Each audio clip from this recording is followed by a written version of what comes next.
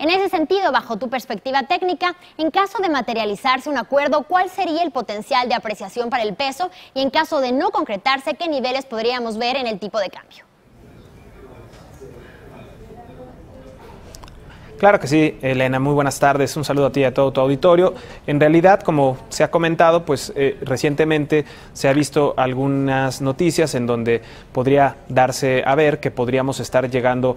muy pronto a un arreglo en las negociaciones del Telecán. Esto obviamente no ha sido confirmado, más bien ha sido el tema que se ha estado comentando, en donde parece ser que los avances podrían llevarnos en cualquier momento a algún tipo de acuerdo. En la parte técnica nosotros observamos que el tipo de cambio ya tuvo una primera reacción alcista desde los mínimos de 18,40 hasta los máximos recientes de 19,37 y posteriormente las últimas 2 semanas hemos visto una caída desde estos niveles de 19,37 hacia el mínimo que vimos apenas desde el día de ayer de 18,72 y ese movimiento de caída pues nosotros en la parte técnica lo atribuimos a una corrección momentánea, una corrección del último repunte y en ese sentido una nueva oportunidad para posicionarse largos en dólares. De hecho, ya al cierre de la sesión de hoy vimos una reacción alcista del tipo de cambio en donde vuelve a colocarse sobre los 19 pesos y en donde nosotros estimamos que podríamos estar viendo muy pronto el rompimiento por arriba de 19,30. En la parte técnica, en ese sentido, pensamos que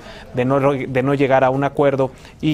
o que este acuerdo no fuera lo suficientemente bueno como se espera, pues podríamos estar viendo un rompimiento del tipo de cambio de los niveles de máximos recientes de 19,30 y un primer objetivo en 20 pesos. En ese sentido, pues pensaríamos que de no lograrse o no materializarse esta negociación o este tratado, estaríamos pensando que podríamos ver reacciones adversas en el tipo de cambio, en donde vemos un primer objetivo en 20 pesos, pero que inclusive no descartamos que en caso de llegar a esos niveles podría continuar con su avance y eventualmente poner a prueba los máximos que vimos en el mes de junio de casi 21 pesos. En resumen, te diría que en el caso contrario de que lográramos un acuerdo y que además este fuera bien recibido, pues podríamos estar hablando de niveles por lo menos de 18, en donde pensamos que ya con los mínimos que vimos recientemente de 18,40, gran parte de este movimiento de apreciación en el peso ya habría integrado aspectos favorables respecto de dicha negociación. Entonces, en la parte positiva podríamos ver una apreciación más bien acotada hacia los 18 pesos, sin en cambio, en la parte adversa podríamos estar viendo niveles por lo menos de 20 pesos. Bien. Por otra parte, Alfredo, ¿cómo se desarrolla el rubro de tenencia de extranjeros tanto en el mercado de deuda como en el mercado de capitales? Y por otro lado, ¿cómo es el ritmo de entradas o salidas respecto al año pasado, por ejemplo? Claro que sí, Elena, muy interesante la pregunta porque al final de cuentas hemos estado viendo un periodo, como comentó Juan Francisco, de estabilidad en el tipo de cambio, especialmente ya desde mediados de junio a la fecha. Sin embargo, bueno, esta entrada sí se ha generado también en la parte de tenencia de extranjeros, pero el ritmo, como bien preguntas, es de mucho menor intensidad. Calculamos que el ritmo de entrada es apenas el 50 o 60% de lo que venía siendo el año pasado de manera proporcional. Este cuadro trae justamente la posición extranjera en instrumentos de deuda, en donde vemos que del total de tenencia de extranjeros en este rubro, la parte de bonos representa el 84%, la parte de CETES el 13% y UDIBonos apenas cerca de un 3%. Hemos visto las variaciones 2015, 16, 17 y lo que va del 2018 y por ejemplo en la parte de bonos claramente vemos ahí que en el 2017 se llegó a incrementar hasta cerca de un 4%, ya disminuyendo el ritmo de entradas. En el 2018 apenas es del 1,5%, si lo lleváramos a tiempos proporcionales, alrededor del 2,5% sería equivalente, así que en menor medida alrededor de un 60%. CETES, interesante porque ahí bajo esa perspectiva, durante el 2015, 16, 17, cuando las tasas estaban apenas a niveles del 3% e iniciaron un proceso de alza, hoy a niveles del 7,75, estamos viendo cómo la parte de los extranjeros han incrementado esa tenencia. Pero no nada más deja de ser interesante el que hoy México esté pagando tasas entre el 7,75 y hasta el 8,20 en plazos a un año, sino que también, por el otro lado, es un instrumento con una garantía de gobierno y por el otro lado también un instrumento líquido, es decir, si las condiciones del nuevo gobierno no son las deseables, evidentemente es liquidez y demanda de dólares. Si las condiciones son de mayor estabilidad y reactivación y crecimiento, podrían pasar justamente a la parte de bonos. Y en la parte de capitales te podría decir que hay un ritmo de entrada del 6.8% en lo que va del año, a tiempos proporcionales equivale cerca del 11.70 contra 21% que llegó a tener el año pasado, es decir, hay entrada de capitales pero a un menor ritmo en ambos mercados. Bien, Juan Francisco, el índice accionario también se ha visto beneficiado y durante esta semana experimentó un repunte del 4%, aunque en lo que va del año solo acumula una ganancia de más 0.80%. Con base en tu análisis técnico, entonces, ¿crees que ahora sí podrá superar la resistencia psicológica de las 50,000 unidades? Sí, Elena, como bien comentas, pues esta semana vimos un fuerte repunte en nuestro índice, luego de que viniera a validar soporte sobre su media de 200